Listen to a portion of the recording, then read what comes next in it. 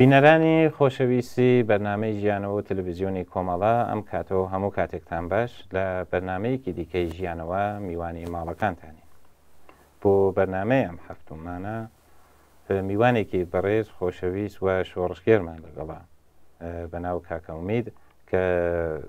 میوانی بەرنمەکەمانە ئەزمون و تەجروبەیەکی باشی هەیە لەم زەمینەوە وەکو لاوێکی شۆڕشگێری کوردستان هەنگاوی هەڵگرتووە ئێستا ژیانێکی تری بۆ خۆی دابین کردووە ئێمە شەمانەوەی کە ئەو ئەزمون و تەجروبە کە ئەم هاوڕێ خۆشەویستمانە هەیەی لە اختیاری ئەوەی بینەری خۆشەویستە دابنین بە هیوای ئەوەی کە و جێگەی ڕزامەندی ئەوەیش پرۆکاتەوە.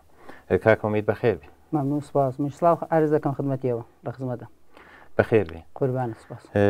کاکەومید گیان چەند تەمەنتان چەندێکان؟ 27 ساڵ. 27 ساڵ. یەکەم بار کە چووی بە سوراغ مادە هۆشبەرەکانە لە چ تەمەنێکا بوو؟ من تقریبا لە تەمەنی 15-16 ساڵگیدا بوو کە ئەوڵین ڕات مواد مخدرم ناسی و ئەوڵین هەنگاوم هەڵێنا بە تەڕف مواد مخدرە. لە چ مادەیەک و دەستان پێک؟ من ئەوڵی مادەم ئەلکول بوو. پس پێشەکی بە ئەلکول دەسوو پێکرد. زۆر باشە. چەند ساڵ مەشروبتان مەسرفە کرد؟ ماوەی 1 ساڵ مەشروبم مەسرف کردووە. ئیتر دوایەوە کەوتومە ناو کۆرس و متادۆن. بعد چۆن بوو کە جوابی نادا و مەشروبەکە یا چ شتێ هەن دەربوو کە بڕۆی ئەسن بەسەمتە چم مەشروبە چم مادە هۆشبەرەکان؟ ئەمنینەوەی بۆ خۆم هەر لە منداڵیەوە بیماری احتیاطم لەگەڵ بۆ ئینسانێکی پرخاشکرد بووم. هەروە بێتەوە کە ئەلکولم مەسرف دەکرد ئەوەندەی کە پرخاشکردە بووم ئازیەتی خەڵکم ئەکرد. وا بوو کە ماڵەوە زۆریان گیر پێدەدام. بەخاتری ئەوە زۆرتر بوو کە کەوتمە ناو متادۆن و قورس کە تۆزە گاران بمەوە تۆزێک سەربەزیر بم. ئاوە باعث بوو کە من بچم بۆ لای موادێکی خراپتر یان شتێکی خراپترم جایگوزینی کرد. چون ئیتلایەتێکی وام نەبوو موادەکانم جوان نەدەناسی جایگوزینی کوتم شاید مثلا باشتر بێ. وەلی بەرعکس لە ناو ساڵە هاتمە کەوتمە ناوچە. وایە هەمیشە بۆ جۆرەیە ئینسان سەرەتا کە دەست پێەکە نازانێ واقعا خۆشی نازانێت کە چ بەهای خەریکە پەرداختەکە بابەتی ئەحساسەکە زۆر جار مەسەڵەن بۆ خۆم نمونە پێشات باوڕم ناکرد هیچ وەخت مەسەڵەن وت نا من تووشی نابم مبتەلای نابم وەدێ چەند ساڵ کاگزەرێ دوایەوە بنیامەزانێ کە چی بەسەر هاتە چ مشکڵاتێکی ایجاد کردە بووی. پس خۆت هۆکارەکەی تەنها بوو ئەو خەشمێکە لە وجود دەبوو. خەشم نسبەت بە چە؟ نسبەت بە نەعەداڵەتیەکە ها لە جامعە، نسبەت بە بەرخوردێکە لە ناو بنەماڵەکە لەگەڵ تاکرا، نسبەت بە چی؟ نسبەت بە ناومیدیەکە بەسەرتە بووە؟ ئەمانە هەمووی هەیە لە ناو کۆمەڵگات. ئەمن کەسێک بووم کە لە ناو خانەوادەدا کەمبودی محەبەتم هەبووە. دووبارە خەشمی من نسبەت بە جامعە خانەوادە ینی بۆ هەموویان بوو تایبەت بۆ یەک نەفەری خاص نەبوو. دووبارە کەسێکیش کە ئەمن کەوتمە ناو داوی احتیاطەوە هەر یەکشەوە تێ نەکەوتم قەت هیچ فکرم نەدەکرد کە مەسەلەن معتاد بم. چون وەلی مەسەڵەن ئەوڵین ڕا کە مەسرفم کرد دەرئاز مەسەڵەن یەک کەس بە یەکبار مەسرف معتاد نابێت، یەکبار یا دوو ڕاستێرا معتاد نابێت. وەلی ئەوڵین شەقاو هەڵدێنن لە جادەی احتیاطەوە. ئیتر کە ئەوە هەچی زۆرتر ڕۆشتین زیاتر لە واتڵاقیدا گیرمان کردو. ئەو هۆکار خەشمەکەت نەبوت چی بوو؟ مەسەڵەن لە چی تووڕە بووی؟ لە چی ناڕەحەت بووی؟ لە نابەرابەریدا مەسەلەن چاوم لێ دەکرد یەک دانەکە مسن و ساڵی خۆمە چەهایان هەیە بۆ دەبێ من نەمبێ، بۆ دەبێ مەسەلەن من کە زیاترم زەحمەت کێشاوە لە منداڵیەوە خەریکی کارکردنم بۆ دەبێ هەر لە جگای خۆم دەرجا لێدەم. وەلی تەڕەف دەبینی مەسەلەن نەکاریە شەو ڕۆژ لە تەفرێدایە خۆشگوزەرانی باس هەر دێ سەرمایەکە زیاتر دەبێ. ئەوانە حقیقەتەن ئەمنی بەیەکدا دەدا ئازیەتی دەکردمای نابەرابەرەیەکی زۆر کە لە جامعەیەدا بوو باعسی ڕەنجشی من دەبوو. زۆر باش. کاکەومیدگیان ئەوت و دوای مەشروب چووی بە سوراغ قورس ئەوانە؟ یان بەڵێ. ئەوەڵ قورسێکە ئەستفادە کرد چی بوو؟ ترامادۆڵ. ترامادۆڵ بوو. خۆت ئەوارزەکەی چا ئەبینی کە چ تاغیراتێکی لە وجود تەیجا دەکرد؟ ترامادۆڵ لە بواری ڕوحی ڕەوانیدا زۆری تاسی لەسەر مندا نابوو، ینی کولەن سیستمی عسەبی منی بە یەکدادا بوو، یانی بە کوچکترین شتێک بە یەکدا دەدرام، هەروە تەشەنجای مداوام پشتسەری یەک. ئەوانە ئەوارزی تراماتۆ بوو کە واقعان زۆری لەتمە لە مندا، هەم لە لەحاظی جسمیەوە هەم لە لەحاظی ڕوح و ڕەوانیەوە من زۆر لەتمەدی لە قورسی تراماتۆ. مادە سونەتیەکان مەسرف نەکردخۆ جەنە فقط داروهایەک ئەمە چونەمانە دارون ئەسڵات چه ترامادۆ چە متادون داروهایەکن ڕەوانگەردانن پێشتر بۆ تەرک دیستفاداکەوانە ئەم مواسات وشە چەندی لە دەمە دەسە بوو ئەم قورس و شەربەت وشە چەندی لە دەمە دەسە بوو مەسەڵەن چەندی زەمانت دانا بۆەوەی کە دەسەسی پێپەیاکە ئەو قورس و داروشە کە مەسەڵەن چۆن دەچین لە ناو مەغازەیەک ئێمەدا شتێک دەکڕیانی ئەوەندە دەمەدەست بوو کە هەر لەحزە ئیرادت کردبایە ئامادە بوو وانە بوو کە مەسەلەن بۆی بگەڕێ یا وەختێکی زۆری بۆ دانەی هەز وەختێک ئیرادەمان کردبە ئامادە بوو مشکلی ئەومان نەبوو ئەی لە کوێوە دەستی بێنیم بچین بۆ لای کێ ئێستاکانە خۆزانانی لە ناو کوردستانی خۆماندا لە 10 نەفەر حداقل 8 نەفەری مواتفرۆش ئەیفرۆشێت دەمەدەست هەرێ زۆر کەس یعنی کۆڵانمان نییە کوچەمان نییە ئەمە حداقل هەدانەی دوانی تیاابێ بەڵێ خۆ باور ناکەم تووڕەبی چون لێرە ئێمە ئارامشمان لە جەنابتە بینیە نازانم تر هیوادارم هەمیشە هەروە سەحیح و سالم بمێنیت هەروە ئاوا خۆشبەر و ڕوو کوڕێکی باش هیچی قبولەکەی هیچی وەکە و سڵامەتیە نییە یعنی ئەو حاڵتەبیعیە من بعدها مەسەڵەن ئینسان پێی پێوات کە سڵامەتی چەنێ باشە ئەو حاڵتەبیعیتە چەندێ خۆشترە کاکاوان سڵامەتی گەورەترین نامەتە کە بە ئینسانەکان دەدرێ ئەم من وەختایەکی لە دۆران مەسرەفدا بووم زۆر شتام نەدەدی زۆر شتامەسان دەسەمە تەسیریدا نەدەنا چون لە دنیای خیاڵی خۆمدا زندگیم دەکرد وەلی ئێستاکانە کە پابوومەوە چاو لێ دەکەم کە چ بەڵاهایەکم بەسەر خۆم هێناوە بەخاتی مواد چ کارهایەکم کە نەکردووە لە چ باتلاقدا گیرم کردبوو کە هەچی دەست و پێم لێدا زیاتر دەچوومە خوارەوە پس ئێستاکانم بۆ نەتیجە گەشتم واقعان گەورەترین نیعمەت سڵامەتیە ئەو دوای ترامادۆڵ چوونە سوراغ متادۆن وانە بەڵێ زۆر کەس مەسەڵەن شاید بیرکەنەوە چون موسساتێکیشە بەناو موسسات تەرک ئێمە لە سەتح جامایان بینین عمومەن متادۆن ئێراهان ئێوە لە ئێنە تەهیەتە کردیانە هەر بەربڵاو بوو لە سەتح جاماها کەسانی شخصی ئەیان فرۆش من ترامادۆڵ کە بارها تەشەنوزم پێکرد بوو واقعان لێی زەدە بووم کەوا بوو تەسمیم گرت کە بچمە کەمپیوتەرکی احتیاط کە یەک دوودان لە هاوڕەکانم وتیان کەم تۆزێک ئازیەت دەبی ئەولاولا ئەو مەراکەزانەیە بە من ماڕەفی کرد زمانێک کە من چوون بۆوێ متادۆنیان بۆ جایگوزین کردم قەرار بوو لە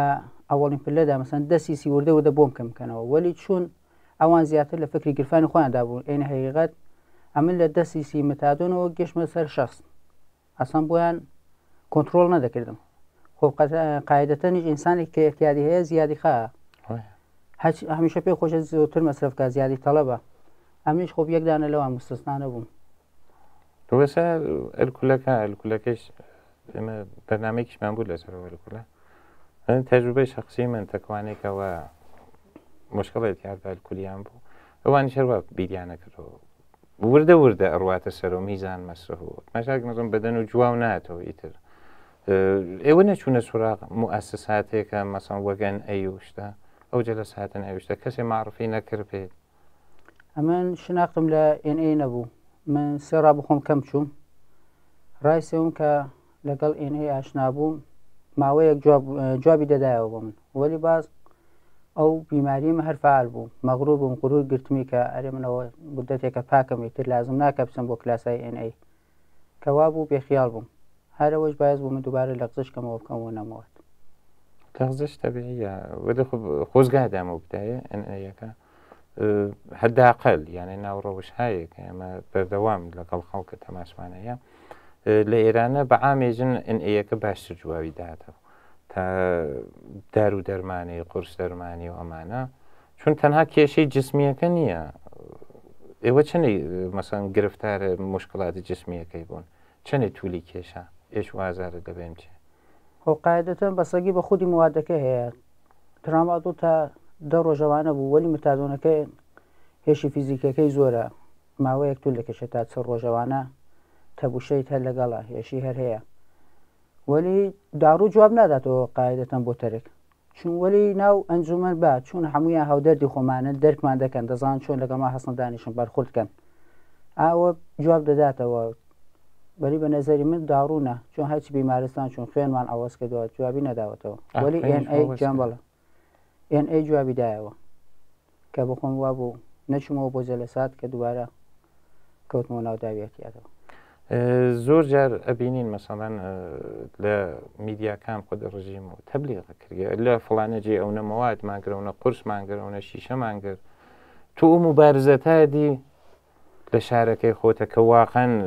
ئەو جۆرە تەبلیغیەکە بیکا بەر عەلەی مادە هۆشبەرەکان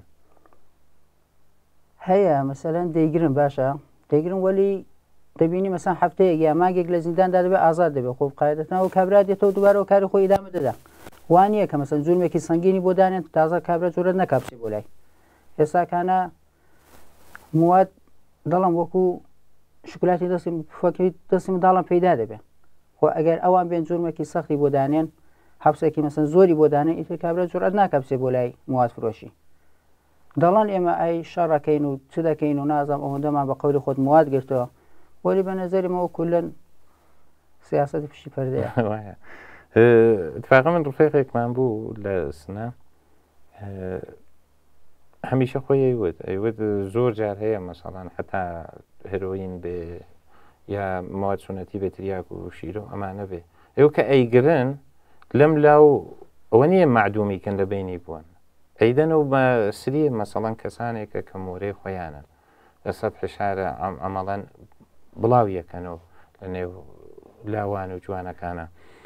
ئەوە دەو کاراکەن ئێمەش بابەت فرۆشیک مەسەڵەن سەهم ئاینپیان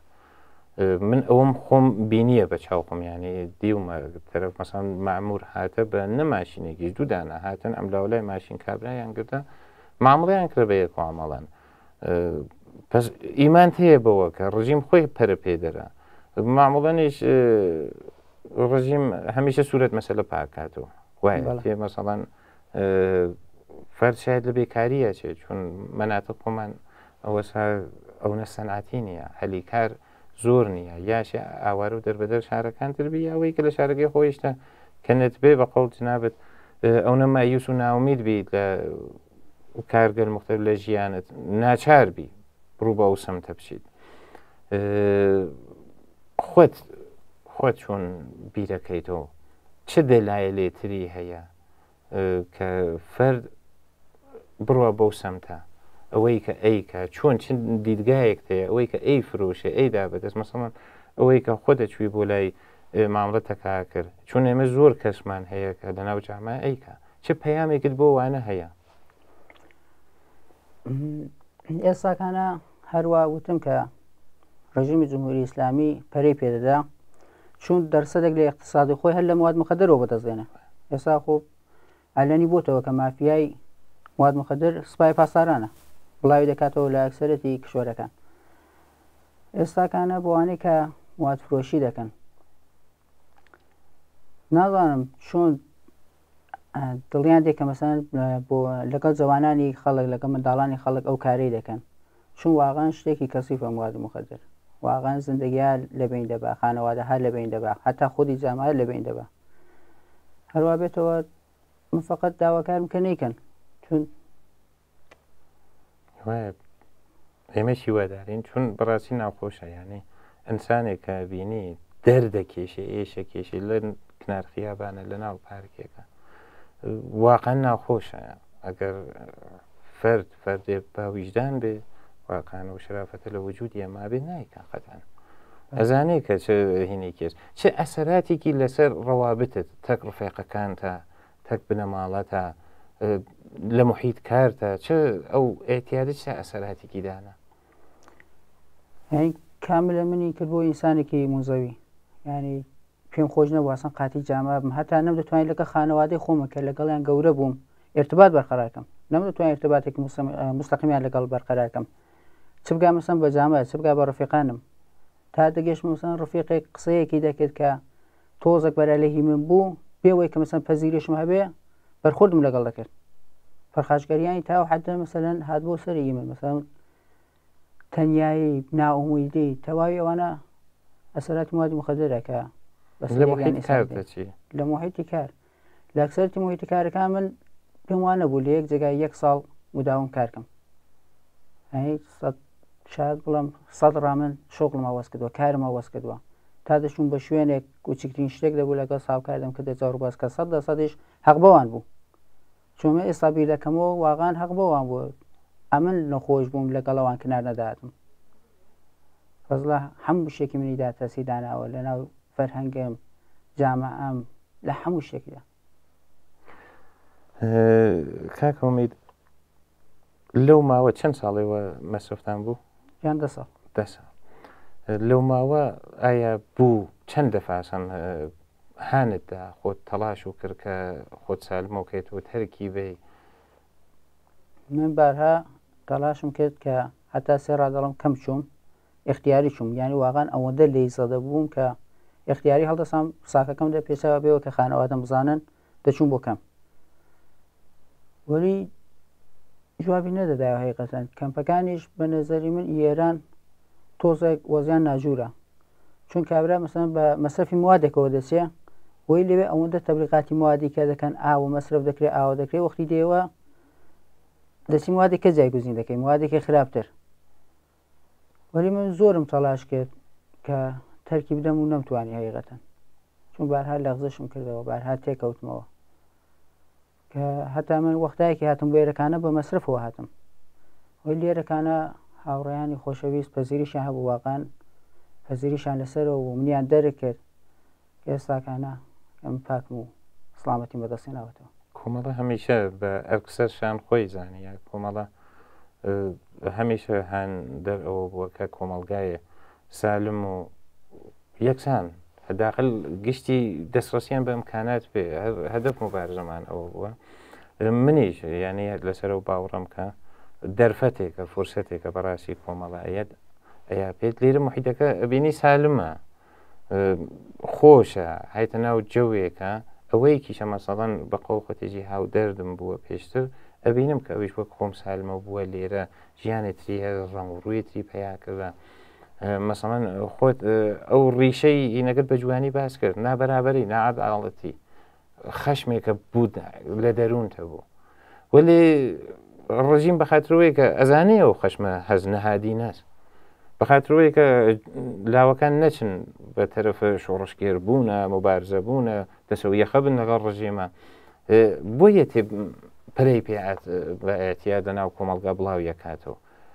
ئیسە خۆت چه حساسیەکەی کە هاتی بۆ ئێرە ئیسە مەسەڵەن هەنگاوێتتر خەریکی هەڵەگری ئیسە ئینسانی شۆڕشگێری گەرەکتە پابنیتە مەسیرێکە کە ئەنتقام لەو بسین بەجوی ئەنتقام لە خۆت بسین من هەمیشە ئێژم بە ئەوانەیە کە بۆ هەوڵاتیانەیە کە لە تەریقە ئەم بەرنامە و بەرنامەکانمانە بێن لەگەڵمان ئاشنابن لەگەڵ مەسائلێک عنوانیەکەین هەمیشە پیانەڵێم بەجێ ئەوەی کە مادەی مخدر ئەنسان کە مەسرفەکات ئەتیاد بە ئەلکول هەر شتێک لەتمە لە خۆتە وانە ئەوەڵ کەسێک لەتما بینێ خۆتی بنیام لە واقع بەخاتێتەوە ئەو ناڕاحەتی و شارەیەکە هەیەی ئەوێ مەزە ئەنتقام بە جۆری لە خۆی بسێنێتەوە چون ناومیدە چون باوەڕی بە ژیان نییە وەلێ کە تیتە ئێرە ئەو ئومیدا ئەبینە و ئومیدە دوبارە پێت تەزریقەوەی کە باوە ژیان لە ڕۆژی و کەتیدە دنیا هەر سەختە قرار نییە هەر خۆش بێ خۆشیشیا بۆ کە مبارزەکەی خۆت ئەو حستە پیا کردە لێرە ئایسە چه ئەحساسێکتەیە من واقعان ئێساکانە ئەحساسێکی خۆشم هەیە ئەحساسی غروورم هەیە چون لە ئێران مثلا بە قەولی خۆت ئەو تەزاورات دەکا یا شتێک دەبوو من شرکەتم نەدەکەت چون ئینسانێک کە احتیاجی هەیە فقط دایم ذهنی دەرگیری ئەوەیە ئەو موادە چۆن بەدەست بێنێ کەی مەسرفی کە خمارەکەی نەکەشێ دەردەکەی نەکەشێ پس من ئەسڵ فکرم لەوەی نەدەکردەوە بچم لەگەڵ خەڵکەکەم بێسم یا لە پێش خەڵکەکەم بێسم لە حەق مەسەن لە بەرابەر نابەرابەریدا قسەیە بکەم وەلی ئێستاکانە کە هاتووم ئێرەکانە ئەو پاکیەم بەدەستێناوە ئەو ئەحساسی زیندەبوونەم بەدەستێناوە واقعا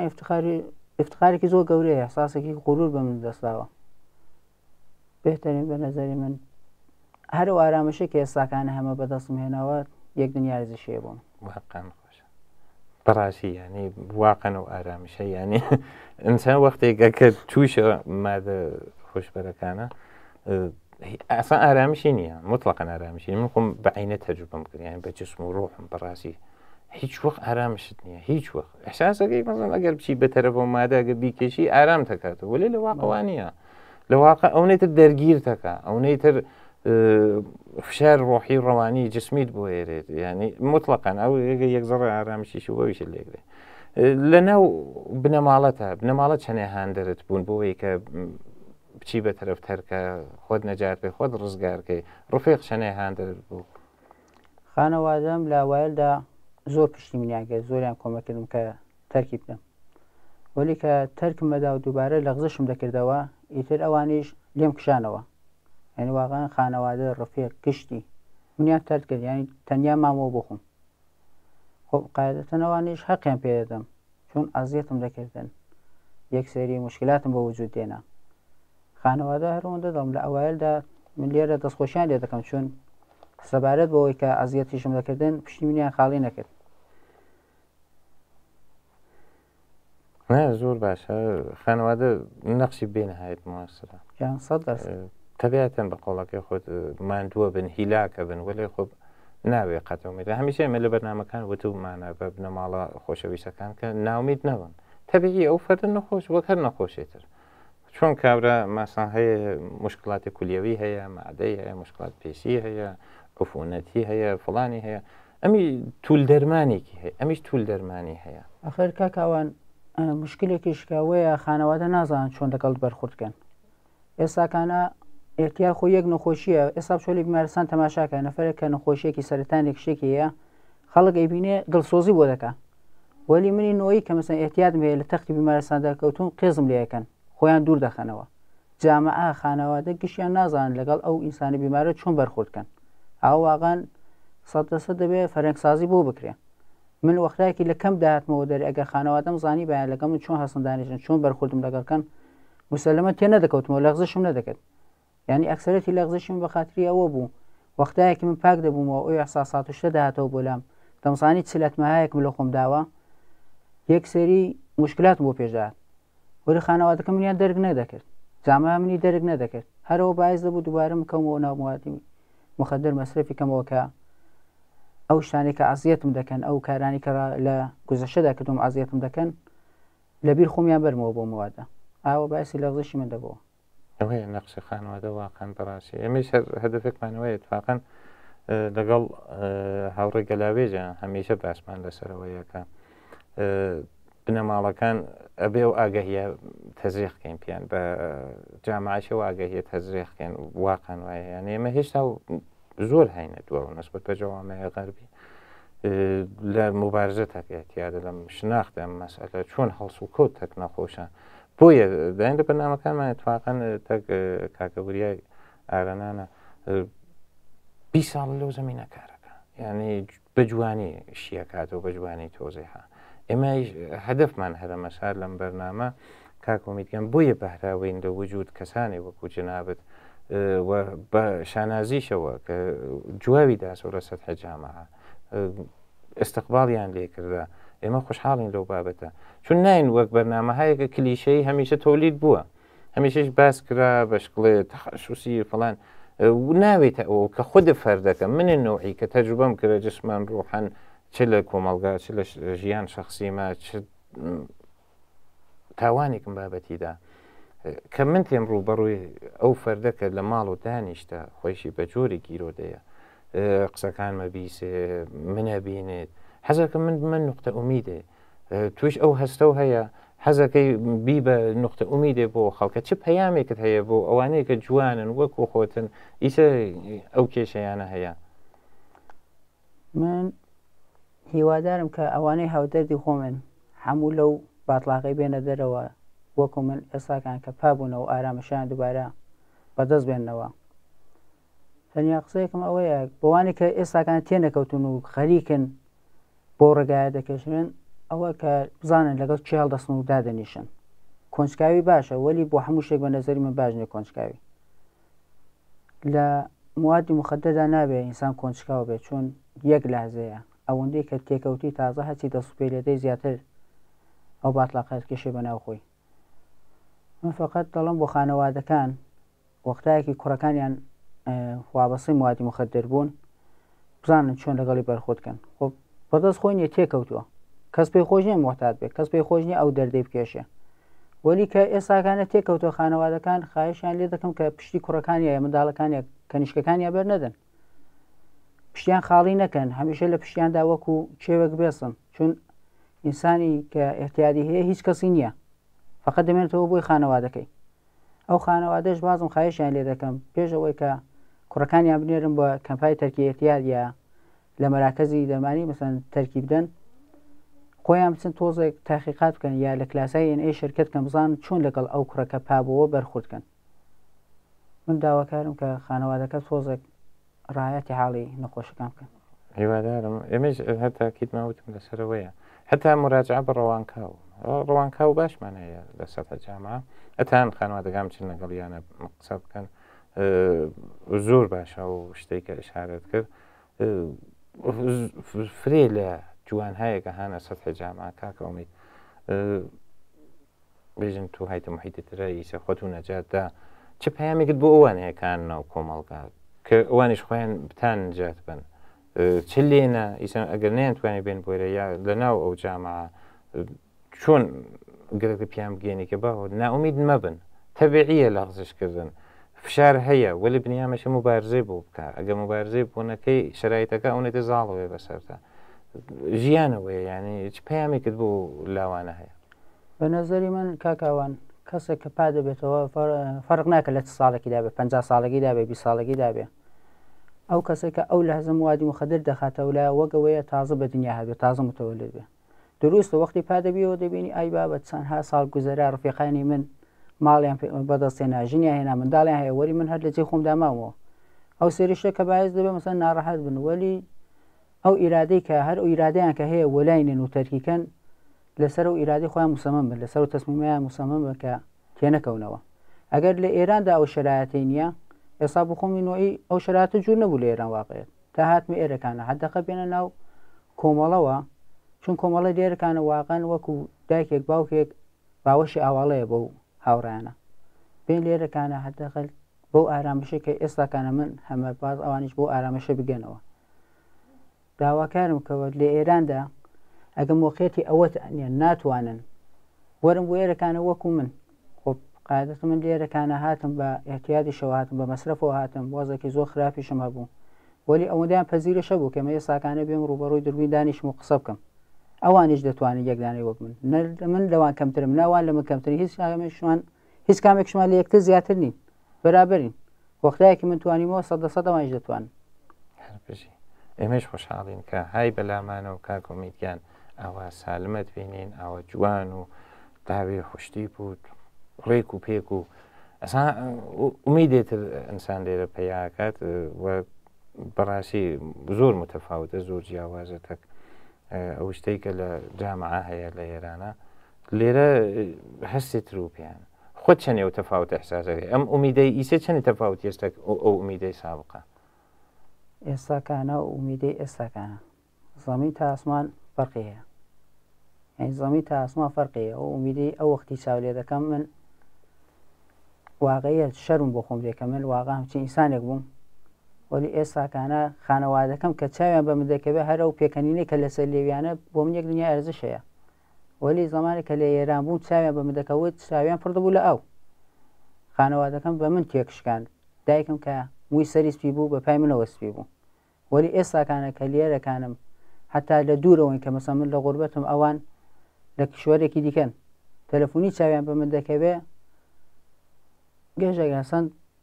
دەڵێ تازە بە دنیا هاتووم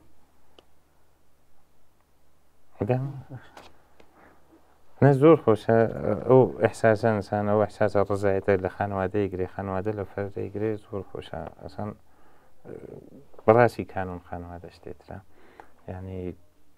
لێنە ئەحساس ئەمنیەتەکەی بۆ یەک کۆمەڵی شەمشوتی گیانە بنەماڵات وەسە خانەوادەی خۆت کەتیتە ئێرەش دێرەش هەر ئەحساس نەقوربەتەکەی